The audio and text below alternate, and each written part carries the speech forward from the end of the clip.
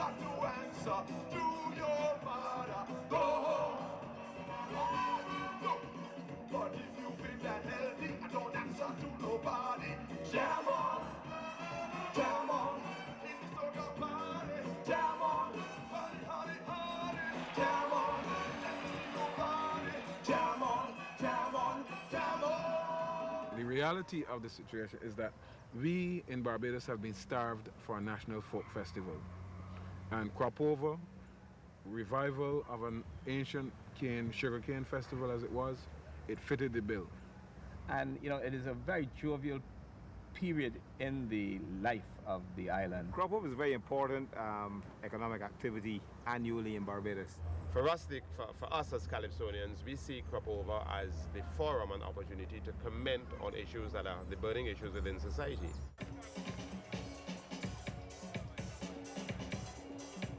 The very structure of the crop over reflects the ancient plantation ceremony and pastime. It was exactly a replication of what happened during slave times and when the plantation system of sugar production was in its heyday. For roughly 300 years, this Caribbean island was a British colony. Its fertile soil, tropical climate, and unforgiving Atlantic coastline left it relatively impervious to attack and ideal for producing the cash crop of sugar.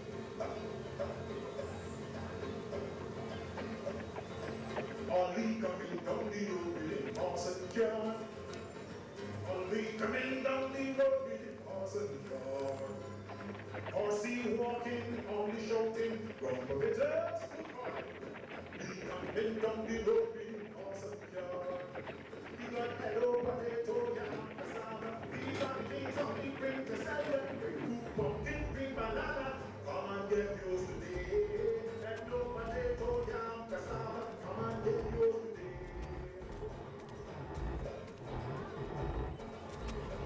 Now the horses stop. Only put the scale on the ground. All this time people come out and gather wrong. Two pomato, one yam. Everything we got from the horses. Now sugar contributes to our GDP only 5%. But in essence, ours is a society formed by the plantation. We have villages, we have plantations, plantation houses, place names, cultural practices, all derived from the plantation. So the continuance of that plantation festival is not ironic because our society needs something, a cathartic exercise, a letting go, a letting one's hair down. And although sugarcane is not that interesting and that important again, it does fit the bill. The crop over does fit the bill. In fact, it is irrelevant to sugar.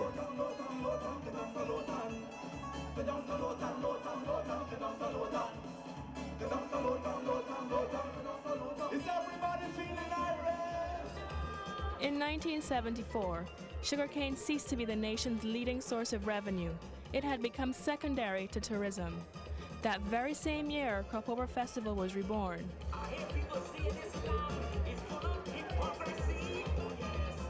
This traditional harvest festival had found a place in modern culture. In 1974, the tourist board then got this brilliant idea that if we restart the festival in what we call the slow months of tourism, around June or so, we could entice visitors to come to Barbados during that slow month. And we estimate, certainly in the last 2 or 3 years, we've estimated that about 40 million Barbados dollars is added to the economy because of crop over activity. That's 20 million US dollars. Festivals in general are being used now by the governments of the Caribbean as a tourism marketing tool. These festivals are normally positioned in the softer months, which are more difficult to sell to tourists. It's a very powerful product, and to the extent that we can market it more effectively in all of the markets and get more tourists coming in for the festival, we will be a greater success. What happened was that it caught on to a certain degree with visitors, but it had very little impact or pull for locals, okay? So, but the potential was there.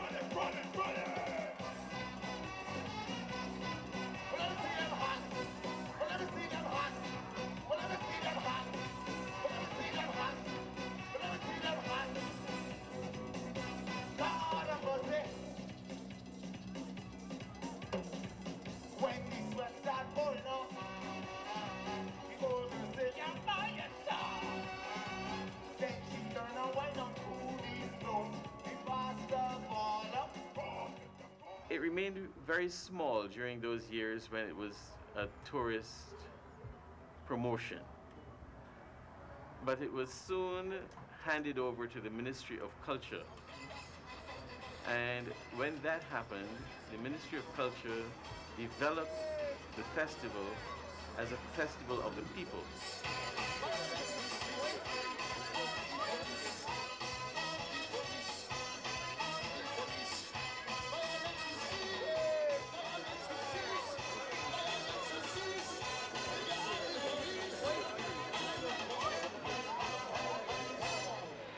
It immediately started to take off because local people got involved. There was more connection with the local culture and that sort of thing. They didn't see it as a tourist thing. The festivals are mainly festivals for the local people shared with tourists.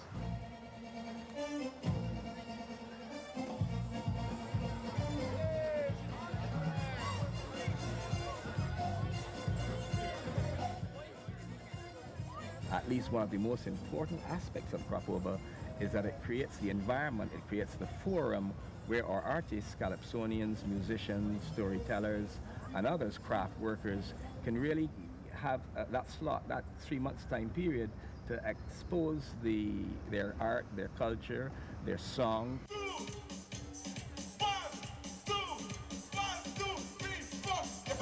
At the forefront of crop over's rebirth and success is the Calypso singer.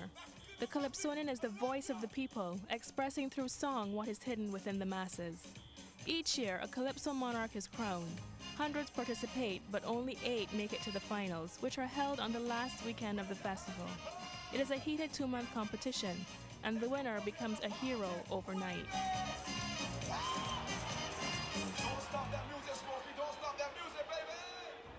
Within the Caribbean, the Calypso has been the foremost vehicle for satire. Now, the Calypso was not invented in Trinidad. In fact, it comes from Africa, and you'll find elements of the Calypso in all Caribbean territories.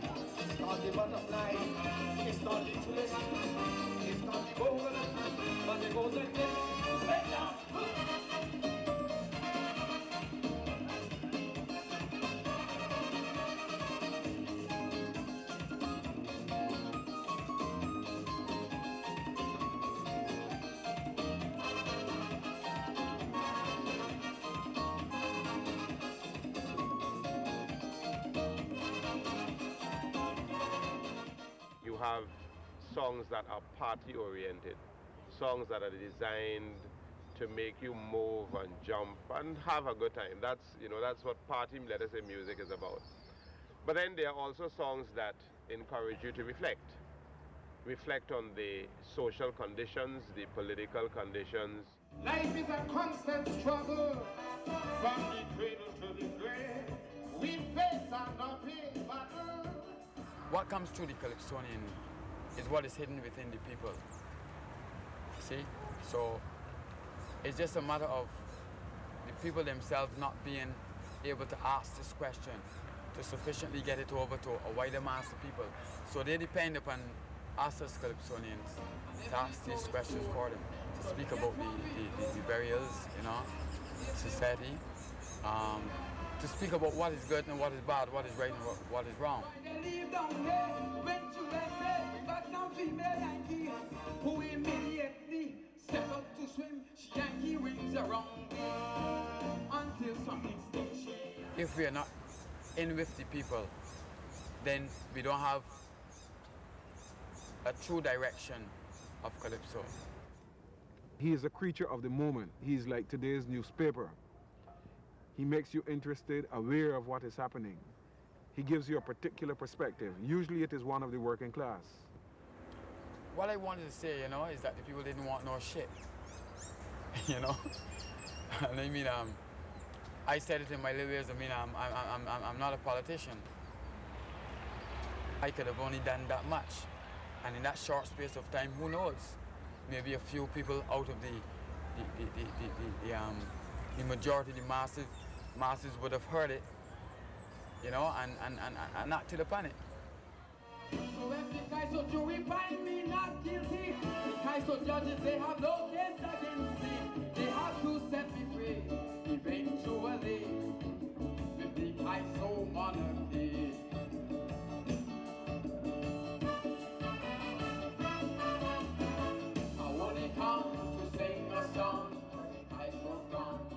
Because people consider that a winning calypso, a calypso which will win the crown, will make people sit up and notice.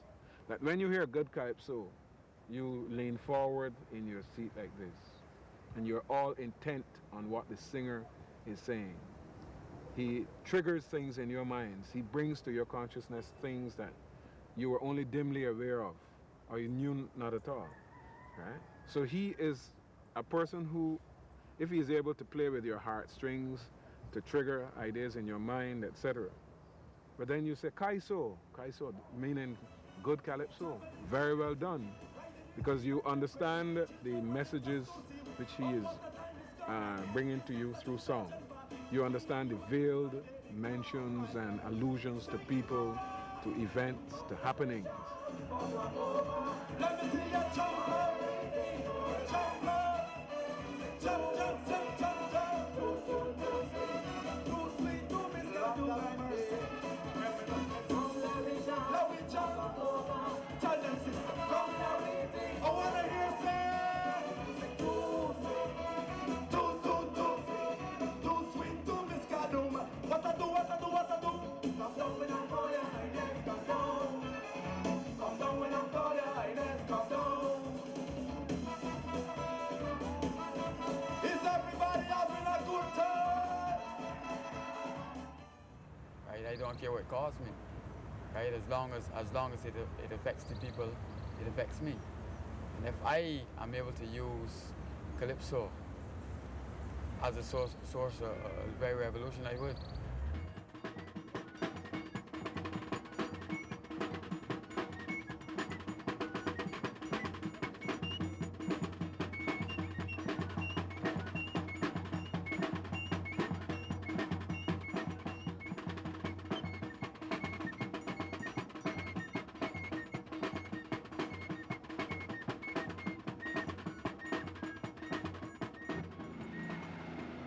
Hi, I'm Andrea, and I'm in charge of the CDS Kaduma Band, Dawning of a New Day. We're here to party, okay? So come and join us. If Calypso is the voice of the people, then the festival's numerous bands are their vision. This year, nearly 30,000 people joined party bands and jumped upon the final day of the festival, Kaduma Day. Each party band is judged based on its relevant social theme and, of course, style. They can range in size from 200 to 1,500 participants, and the competition is hot.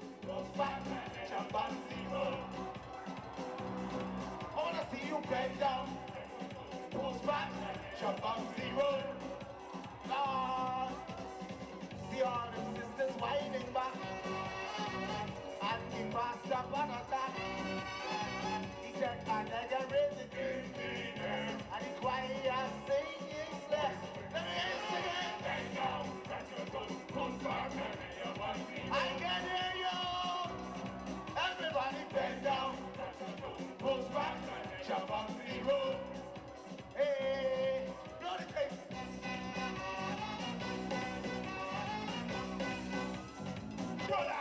Run it to Jordan, run it to Jordan, run it to Jordan, run it.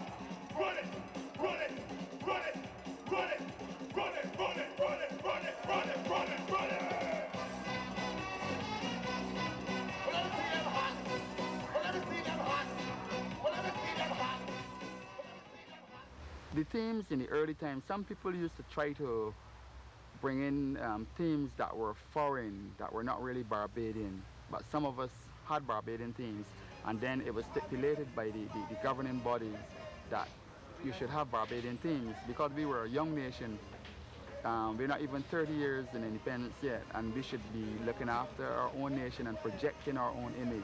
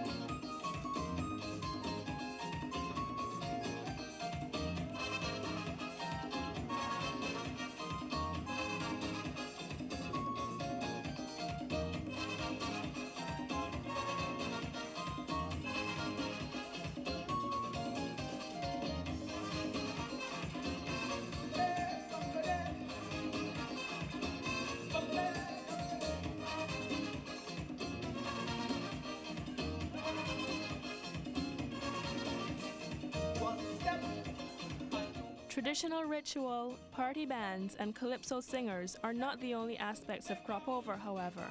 In 1986, because of structural adjustment programs, cultural funding was cut, and the festival came under the financial control of the private sector. Since that time, transnational corporations like Texaco, Coca-Cola, and Barclays Bank have become a sustaining force in crop over activities. Their economic and promotional presence can be seen throughout the 2 months of the festival. It shows the two sides, win or lose.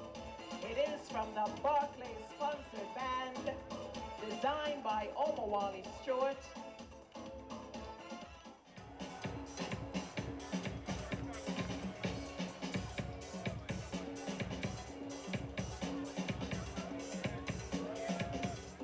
Sponsorship usually comes from transnational corporations, from oil companies, from holding companies which have just branches in our island, Barbados, but with headquarters in North America or in Britain. We have a lot of opportunities, obviously. We're probably asked 5 or 6 times a week to contribute, support, sponsor various activities throughout the area. These corporations, I think that they have some social responsibility. They have to give something back. And the spirit in which it is given often determines the mileage, let us say, that they get and the perception of the corporation within, let us say, the society. Receiving $4,000 from the House of Soca. We give you Invader number 3.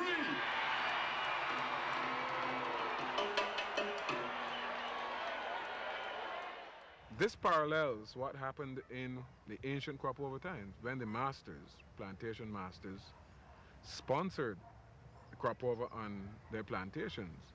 They gave gifts, they gave monetary and as well as other kinds of gifts as rewards. And one had to do well to get in their graces, more or less, to be eligible for these awards and gifts. Now one can see on perhaps a more profound existential level that the Calypsonians and other people who compete for prizes are continuing that tradition of jesters and other entertainers competing for the goodwill of the masters, the persons who sponsor. That's an opinion. It's certainly something that we would not support. If you go back through the centuries in any country, in any culture, you're going to find activities that may or may not have been proper. But certainly our opinion is that bringing back history and the arts and culture is just intelligent. Not just for business, but for the community in general. We need links to the past. And certainly by doing this is a significant link to the past for Barbados. And Texaco links to the past with the Caribbean and Barbados. We've been doing business here for over 50 years. in the Caribbean, throughout the Caribbean. So it all ties together very neatly as far as we're concerned. A corporation where large numbers of people feel very suspicious toward it, well, that corporation will very frequently find that sponsorship is a way to make it appear as a desirable public citizen, as someone who's interested in expanding the cultural horizons of the population of a locale. So there are a variety of reasons that sponsorship occur. Most of these reasons have very little to do with anything that relates to artistic either integrity or the aesthetic itself.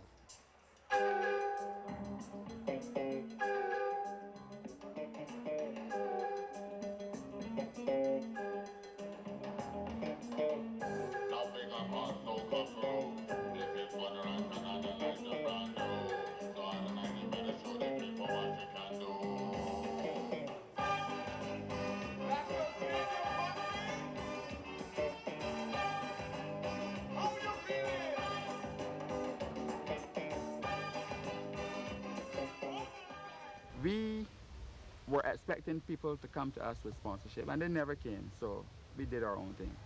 But now you have to compete with sponsorship. The band who won this year was sponsored. The band that came second, they were sponsored too. It depends on the company. Like when we sponsor any event, we try to make sure that our investment is used as wisely as possible and we get the maximum benefits from it. The main point, I think, is to see what are the fundamental motivations of the current sponsor. We didn't really go after sponsorship in such a way. If you're doing social commentary, you don't want to do anything and attack that same person who's giving you that money. So you have to compromise. Well, we don't see it as compromising local culture at all, because Crop Over really is a showcase for local culture, okay? And in fact, I think one of the reasons that is growing, is becoming so popular, certainly among visitors, is because it has that cultural integrity, that Barbadian cultural integrity. I don't think there's any way that you can influence the lyrics of the Calypsonian.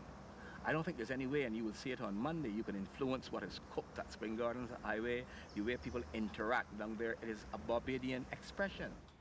I think as long as the money and the support is given with no strings attached, that the organizers are allowed to make their decisions and put the proper spin on it, that they see is necessary. And I see that we're in no intervention in the process at all. To the extent that that can be secured, that's wonderful. No one would possibly complain about that kind of sponsorship.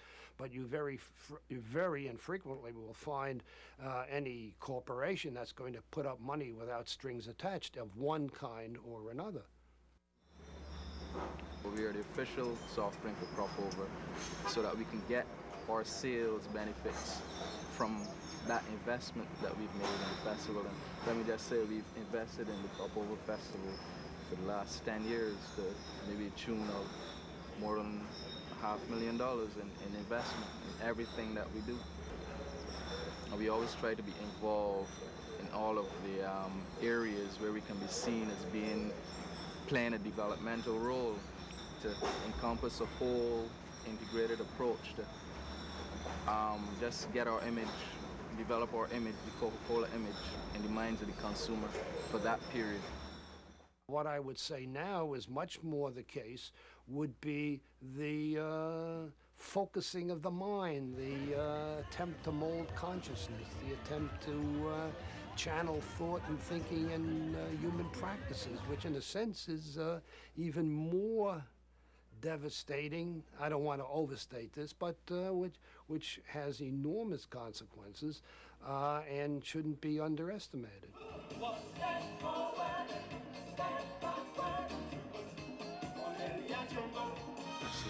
Because without the investment of the sponsors, there basically will be no festival, no opportunity to achieve the things that we all achieve. I think you need the money for other means. You know, I met problems with that in the past, and I'm going to get by my music otherwise, and I'm not too worried. I'm not too overly worried about sponsorship and people money.